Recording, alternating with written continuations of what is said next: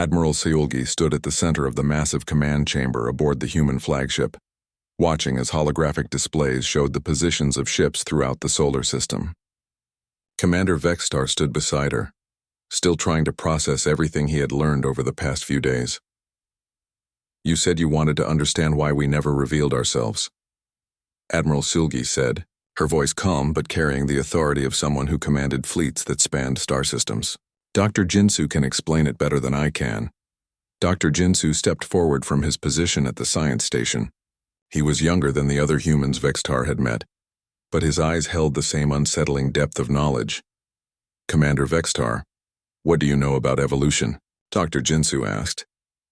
"Evolution is the process by which species change over time to better survive in their environment," Vextar replied, confused by the seemingly simple question.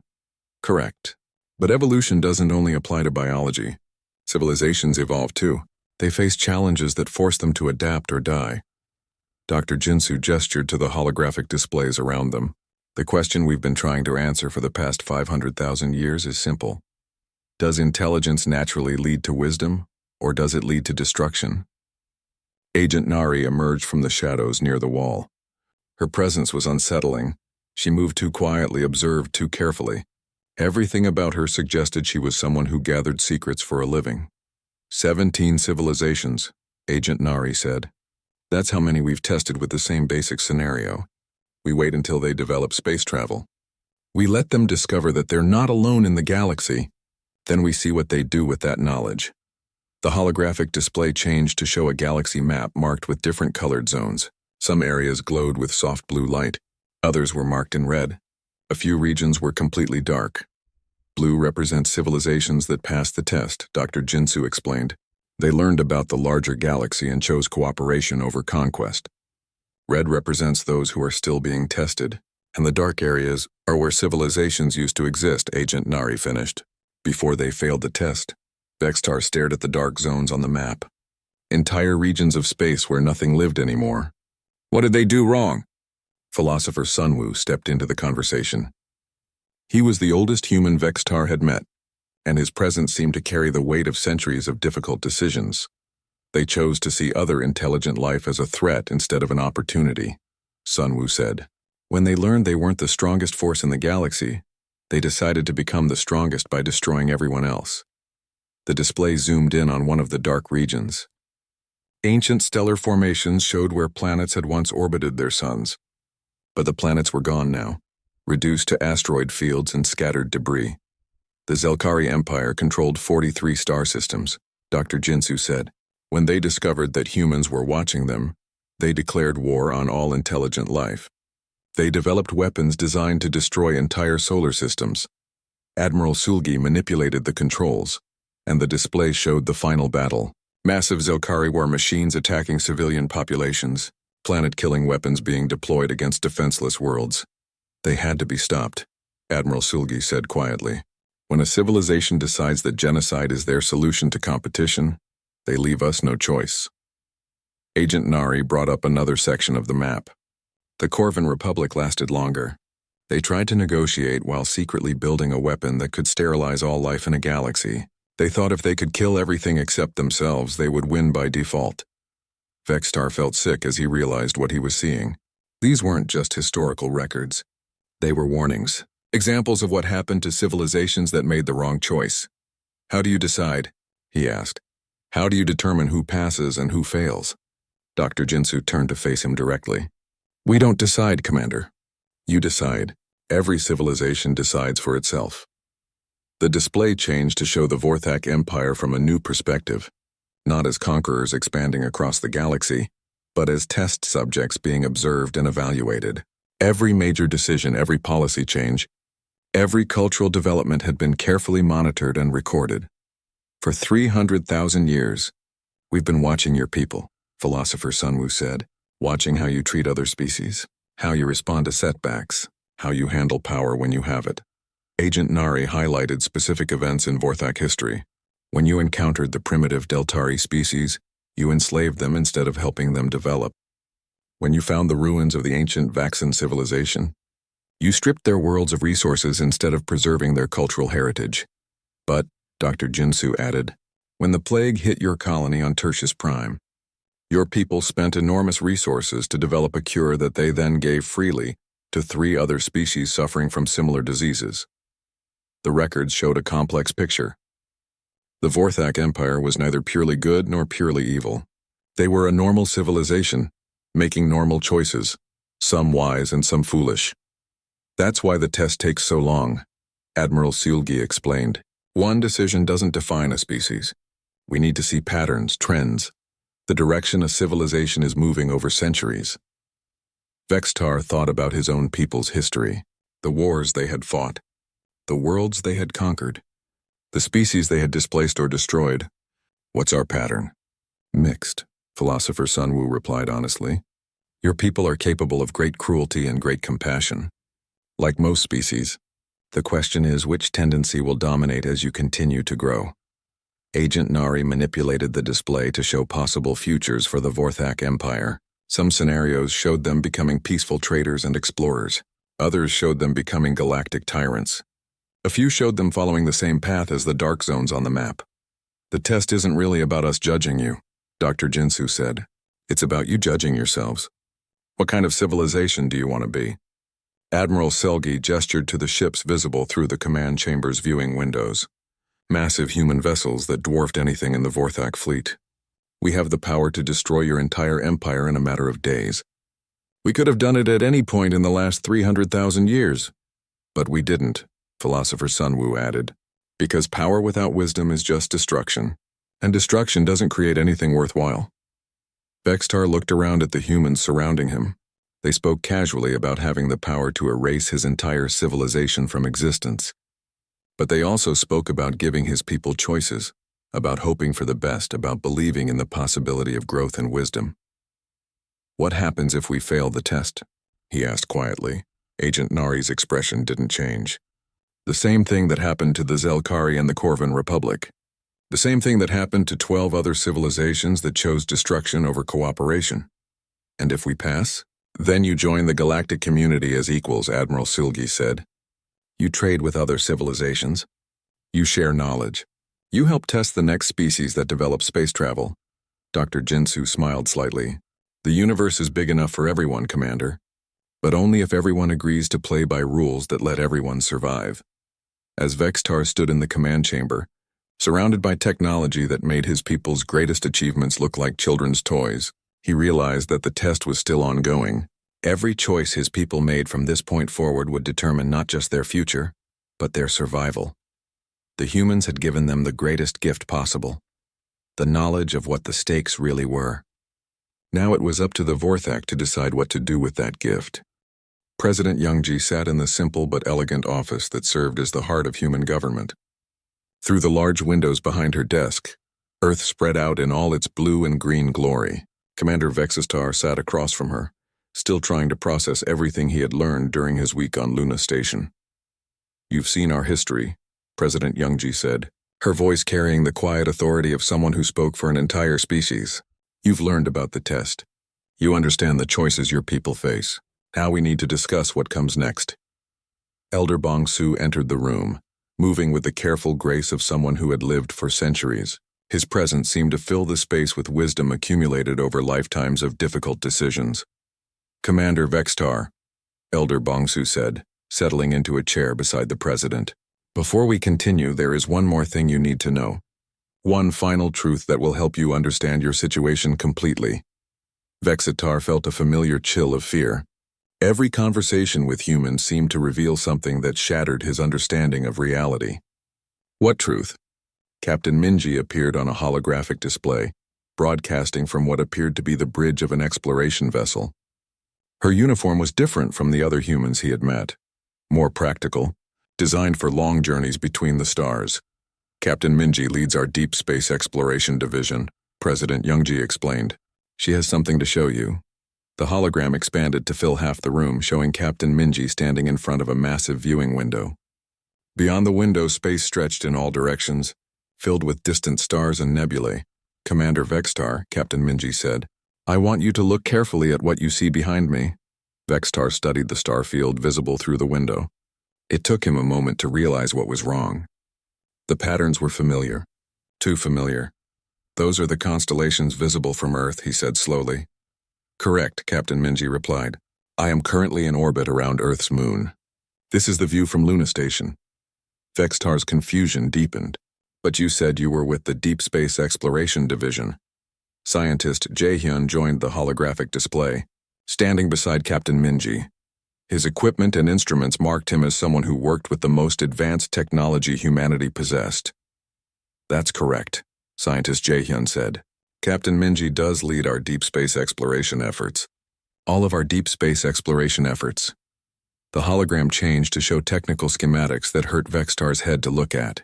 Equations that seemed to bend reality around them. Devices that appeared to manipulate the fundamental forces of the universe. Commander, Elder Bongsu said gently, what would you say if I told you that no human has ever left the Earth's solar system? Vextar stared at him. That's impossible. We've encountered human ships throughout the galaxy, human colonies, human research stations. You've encountered projections, Scientist Jaehyun explained. Constructs created by technology that works on principles your scientists haven't discovered yet. The holographic display showed a new view of Earth. But this Earth was surrounded by structures that defied comprehension, rings of energy that encircled the planet like glowing jewelry, towers that stretched from the surface into space itself, arrays of devices that seemed to bend starlight around them. Humanity achieved something 500,000 years ago that no other species has managed, President Youngji said. We learned to project our will across galactic distances without leaving home. Captain Minji gestured to the cosmic machinery visible around Earth. Every human ship you've encountered was a projection of consciousness and energy. Every human colony was a manifestation of our technology. Every conversation you've had with our people throughout the galaxy was conducted by minds that never left Earth. Vextar felt his world spinning around him. The humans who sabotaged our military bases, the observers who watched our expansion, the traders who sold us technology. None of them were really there. They were as real as I am, Elder Bongsu said. But their consciousness originated here on Earth and was projected across space using methods that transcend physical travel. Scientist Jaehyun manipulated the holographic controls, showing a view of the galaxy from an impossible perspective. Threads of energy connected Earth to points of light, scattered across hundreds of star systems. Each thread represented a human presence, a projection of consciousness operating in distant space. We became a galactic civilization without ever leaving our home, President Youngji explained. We learned to exist everywhere at once, to observe and interact with the universe from a single, perfectly defended location. The implications crashed over Vextar like a wave. If humans could project their presence anywhere in the galaxy from Earth, then their power was beyond anything he had imagined. They didn't need to protect supply lines or worry about distant colonies being attacked. Their entire civilization was concentrated in one solar system, but their influence extended everywhere. This is why you can't be defeated, he whispered. This is why we don't need to fight. Elder Bongsu corrected. When you can be everywhere at once, conflict becomes unnecessary. When you can observe everything, violence becomes predictable and preventable. Captain Minji's hologram shifted to show the current positions of Vorthak's ships throughout their empire. Every vessel was accompanied by a faint shimmer, human observation projections monitoring their activities. We are always watching, Captain Minji said. We have been watching since your people first left their homeworld. We will continue watching for as long as your civilization exists. Scientist Jaehyun brought up a new display, showing other alien civilizations. Each was similarly monitored, surrounded by the same faint shimmers of human observation. 17 species all being tested, all being guided, all being given the chance to prove they can coexist with others. Scientist Jaehyun's expression was serious, and all being prepared for the same choice you face now. President Youngji leaned forward in her chair. Commander Vextar, we are offering your people membership in the galactic community, trade agreements with other species, access to knowledge that will advance your civilization by millions of years, protection from threats you haven't even imagined yet. And if we refuse? Vextar asked. Elder Bongsu's expression didn't change. Then you continue as you have. Your people remain isolated in their corner of the galaxy. You face whatever challenges arise on your own. You make your own choices and live with the consequences. But, President Youngji added, you will do so knowing that you are being watched, that your actions have consequences beyond your own species, that the choices you make affect the safety and prosperity of others. Captain Minji's hologram flickered as she made adjustments to her equipment. Some civilizations choose isolation and eventually stagnate. They stop growing, stop learning, stop progressing. They fade away slowly over millions of years. Others choose isolation and become aggressive, scientist Jaehyun said. They decide that if they can't join the galactic community, they'll conquer it. Those civilizations don't fade away slowly. Vexitar looked around the room at the humans who held the fate of his entire species in their hands. They had spoken of choices, but he was beginning to understand that some choices led to survival, and others led to extinction. What do you recommend? He asked finally. Elder Bongsu smiled for the first time since Vexitar had met him. We recommend that you return to your people and tell them what you've learned. Let them decide what kind of civilization they want to be. Let them choose their own future. But choose wisely, President Youngji added. The universe is vast and full of wonders, but it is also dangerous. The strong survive not because they destroy their enemies, but because they make allies of their neighbors. As Vexitar prepared to leave Earth, he realized that his people's greatest adventure was just beginning. They had learned they were not alone in the galaxy.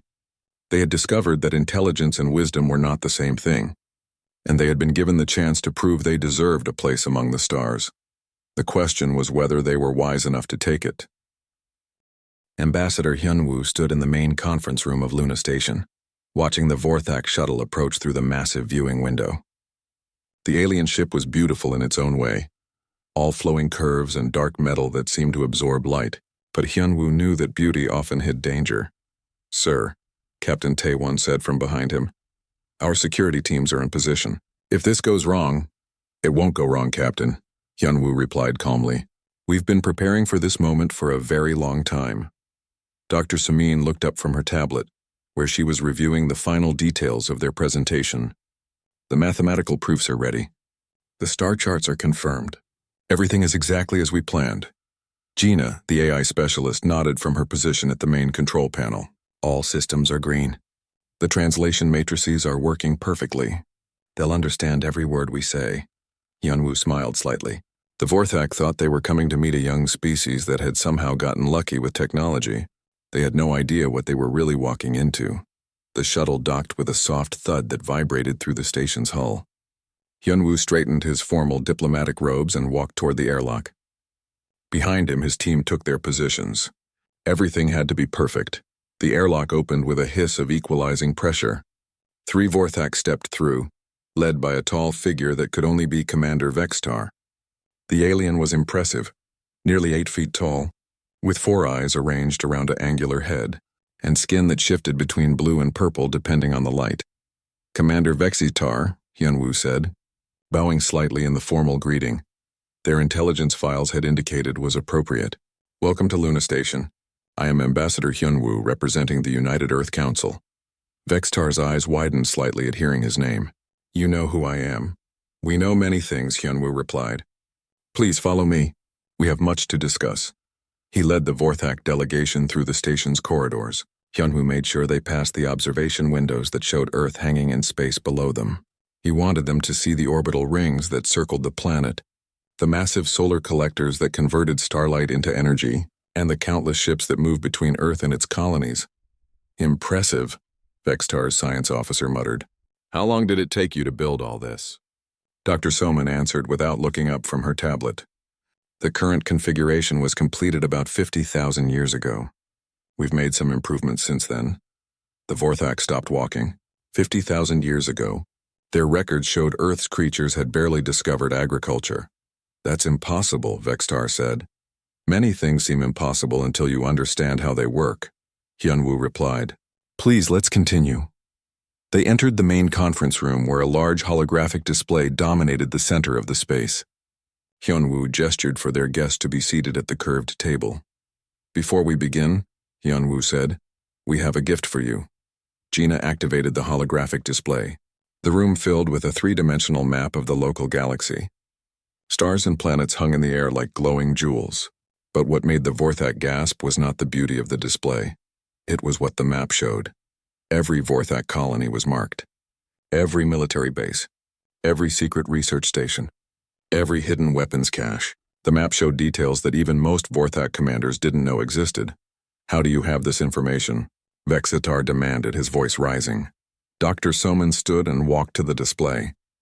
With a gesture, she zoomed in on a section that showed the Vorthak home system. We have been observing your people for quite some time, Commander. Your expansion patterns are very predictable. She waved her hand and the display changed to show historical data. Vorthak fleet movements over the past 100,000 years appeared as flowing lines of light. Every major battle, every conquered world, every diplomatic mission, all of it was recorded in perfect detail. You've been watching us for 100,000 years? Vextar's science officer whispered. Longer than that, Captain Taewon said from his position near the wall. We've been watching many species. It's important to understand your neighbors. Vextar leaned forward in his chair. What do you want from us? Hyunwoo smiled. Nothing, Commander. We want to give you something. The display changed again. This time it showed star charts that extended far beyond Vorthak space. Regions of the galaxy that the Vorthak had never explored. Worlds rich with resources. Trade routes that could multiply their empire's wealth 100-fold. These are areas your people might find interesting for expansion, Dr. Soman explained. Rich worlds. Uninhabited systems. Perfect for colonization. Why would you give us this? Vextar asked suspiciously. Because we believe in cooperation, Hyunwoo said. The galaxy is vast. There's room for everyone to prosper. Gina manipulated the controls and the display zoomed out to show the entire galaxy. Hundreds of different civilizations were marked in various colors. The Vorthak Empire, which had seemed so large and powerful, was revealed to be just one small corner of a much larger picture. These are all the spacefaring civilizations currently active in our galaxy, Gina explained. 47 different species. Each with their own territory, their own culture, their own strengths. Vextar stared at the display in shock. 47? But our long-range sensors have never detected any of them. That's because most of them don't want to be detected, Captain Taewon said. Just like you didn't want us to detect your hidden bases. Dr. Soman highlighted several sections of the galaxy map. These civilizations have been watching each other for millions of years. Some are peaceful traders. Others are aggressive expansionists. A few are completely isolated and want nothing to do with the rest of us. And humans? Vextar asked quietly. What are humans? Hyunwoo was quiet for a moment, choosing his words carefully. We are observers, Commander. We watch, we learn, we try to understand. For how long? Long enough, Hyunwoo replied. The Vorthak delegation sat in stunned silence, trying to process what they had learned. Their mighty empire, which had seemed like the masters of the galaxy, was apparently just one small player in a game they didn't even know existed. What happens now? Vextar asked. Now, Hyunwoo said, standing from his chair. You have a choice to make. You can return to your people and continue as you always have, or you can join the larger galactic community and learn from your neighbors. Dr. Soman added, Either choice is acceptable to us, but we thought you should know what options are available. Vextar looked around the room at the humans who had just casually destroyed everything he thought he knew about the universe. Their faces were calm, friendly even, but their eyes held depths he couldn't fathom. We need time to discuss this, he said finally. Of course, Hyunwoo replied. Take all the time you need. We've waited this long. We can wait a little longer. As the Vorthak delegation was escorted to their guest quarters, Vextar couldn't shake the feeling that he had just been politely told that his entire civilization was insignificant, and the most terrifying part was how kindly the humans had delivered that message. Historian Kyung-soo walked slowly through the archives deep beneath Luna Station, his footsteps echoing in the vast underground chambers. Commander Vextar and his science officer followed behind him, their four eyes wide with amazement at the endless rows of data storage units that stretched into the darkness. How much information do you store here? Vextar asked. Everything, Kyung-soo replied simply. Every conversation, every discovery, every moment of importance from the last 500,000 years. And much more. They stopped at a massive viewing screen that covered an entire wall. Kyung-soo placed his hand on a control panel, and the screen came to life with images from ancient Earth. Primitive humans gathered around fires, hunting with simple spears, living in caves. This is what your people saw when they first visited our world. Kyung-soo explained. Simple creatures barely capable of using tools. The images changed, showing the evolution of human civilization over thousands of years: agriculture, cities, writing, mathematics. The Vorthak watched in fascination as humanity slowly climbed from barbarism to basic civilization. But something happened about 200,000 years ago, Kyung-soo continued. The screen showed humans looking up at the night sky with instruments they had built.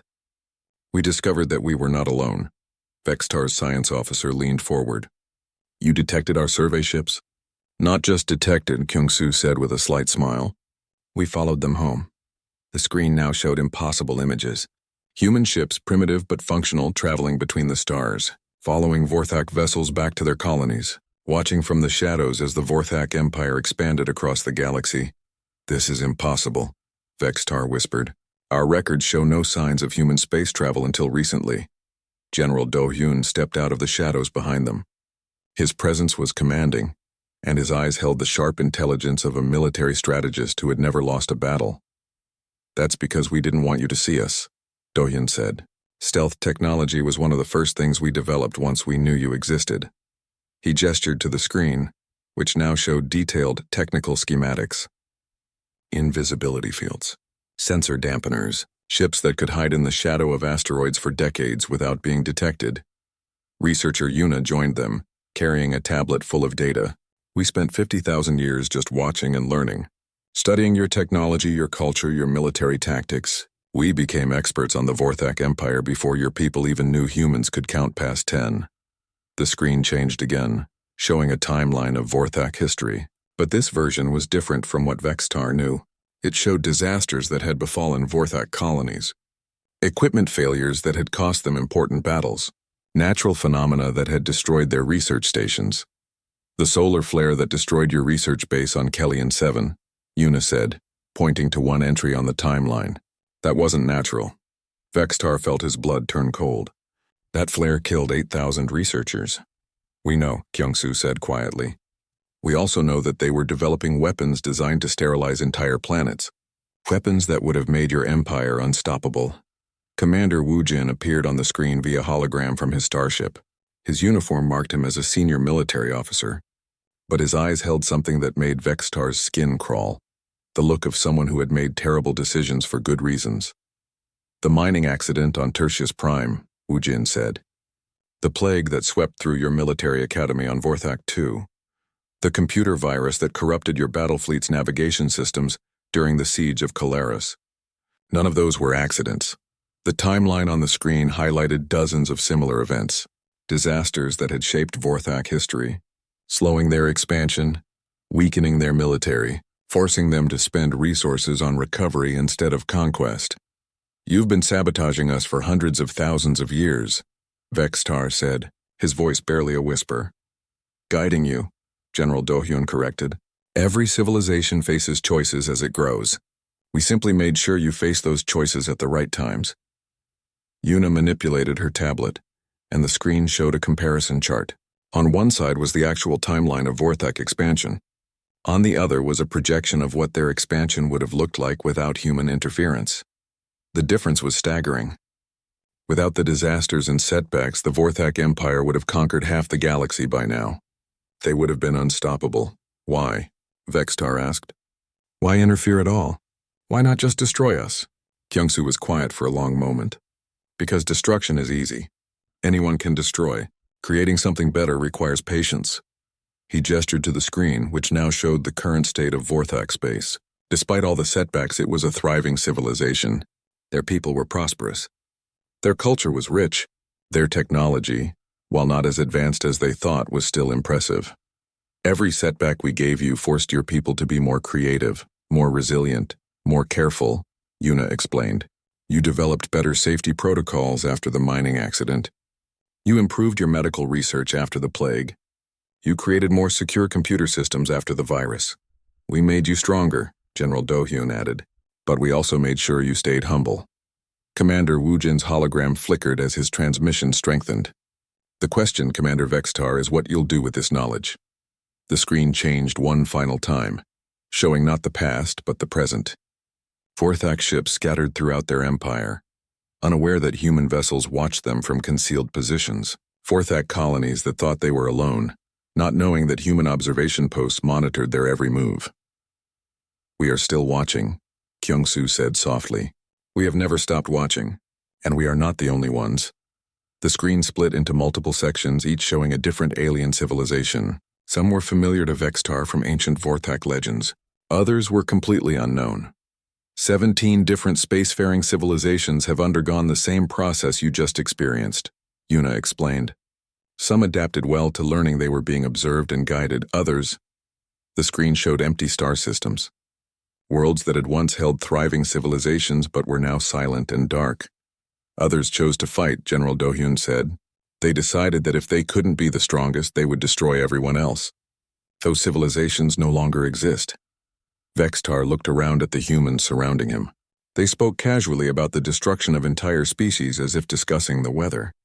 But there was no cruelty in their voices, no satisfaction. Only the quiet sadness of those who had been forced to make impossible choices. "What do you want from us?" he asked. "Nothing," Kyung-soo replied. "We want to know what you want from yourselves." The historian walked to another control panel and brought up a new display. This one showed possible futures for the Vorthak Empire. Some showed continued growth and prosperity as part of a larger galactic community. Others showed isolation and eventual stagnation. A few showed paths that led to the same empty star systems they had seen before. "The choice is yours, Commander," Kyung-soo said. "It always has been. We just make sure you understand what your choices really mean." As they stood in the archives, surrounded by the recorded history of a galaxy that was far more complex and dangerous than he had ever imagined, Vextar realized that his people had been playing a game without knowing the rules. Now they knew the rules. The question was whether they were wise enough to play by them. Commander Vextar stood on the bridge of his massive ship, watching the blue and green planet grow larger on the screen. His four eyes studied the world that his people had visited so long ago.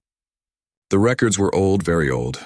500,000 years had passed since the Vorthak Empire last came to this small world, in the outer edge of the galaxy. Back then, Earth was nothing special. The survey teams had found simple creatures walking on two legs. They used sticks and stones as tools. They lived in caves and hunted wild animals. The Vorthak had marked Earth as a dead end in their files. No threat, no value. Just another world full of animals that might never amount to anything. But now, as Vextar looked at his instruments, something was very wrong. "Commander," his science officer called out, his voice shaking. "I'm reading massive energy signatures from the planet." Vextar walked over to the science station. The readings made no sense. There were structures on the planet that stretched across entire continents. Metal and crystal formations that reached into space itself. Energy levels that rivaled the output of small suns. "Check your equipment," Vextar ordered. "These readings cannot be correct." The science officer worked frantically at his controls. After several minutes, he looked up with fear in his eyes. "Sir, the equipment is working perfectly. These readings are real." Vextar felt a cold chill run through his body.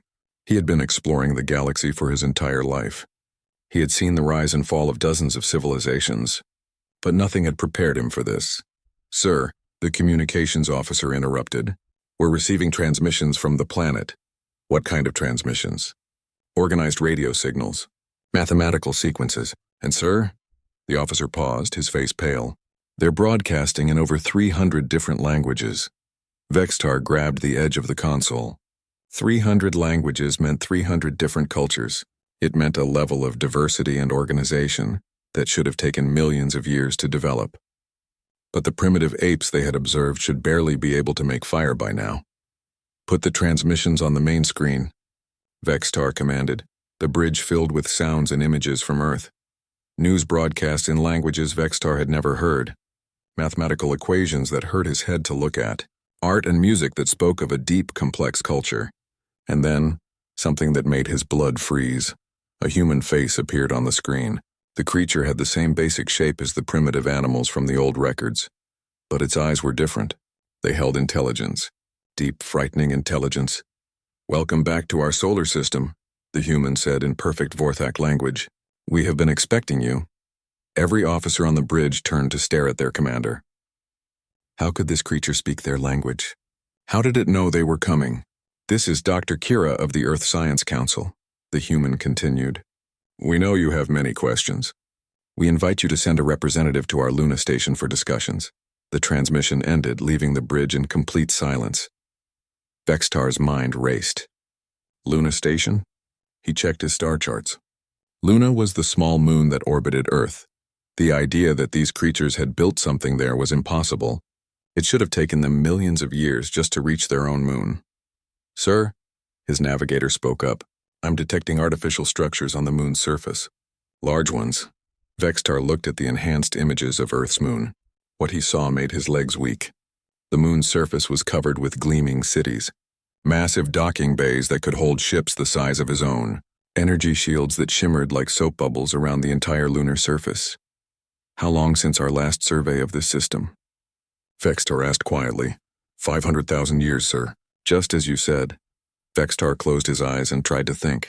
In 500,000 years, the Vorthak Empire had conquered 47 star systems.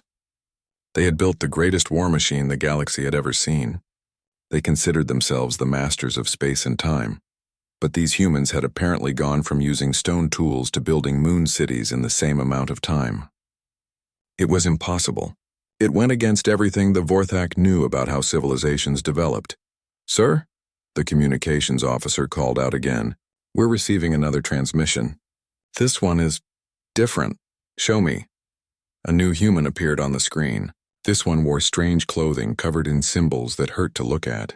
When he spoke, his words seemed to bypass Vextar's ears and speak directly to his mind. I am G1 of the Communications Division. We understand this must be confusing for you. 500,000 years is a long time. Many things have changed. G1 held up a small device that looked like a crystal cube.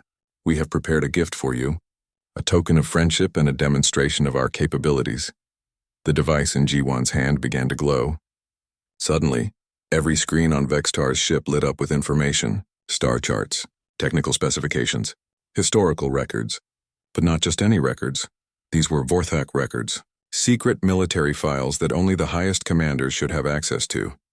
Vextar watched in horror as the humans displayed detailed maps of every Vorthak military base, every hidden weapons depot, every classified research facility, information that should have been impossible for them to obtain.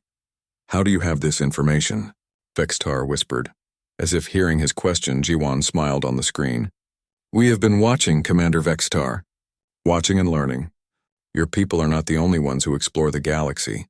The transmission ended, leaving Vextar alone with his terrified crew. Minho, a young engineering officer, looked up from his station with wide eyes. Sir, I'm detecting something else. There are ships in this system. Lots of ships, Vorthak ships. No, sir. The energy signatures are completely unknown. And sir, Minho's voice dropped to a whisper, they're bigger than ours. Vextar felt the walls of his reality crumbling around him. In one day, everything he thought he knew about the galaxy had been proven wrong. The primitive world they had dismissed 500,000 years ago had somehow become a civilization that could peer into their most guarded secrets. As he stared at the blue and green planet below, Vextar realized that for the first time in his life, the Vorthak Empire was not the most powerful force in the room, and that terrified him more than anything he had ever experienced.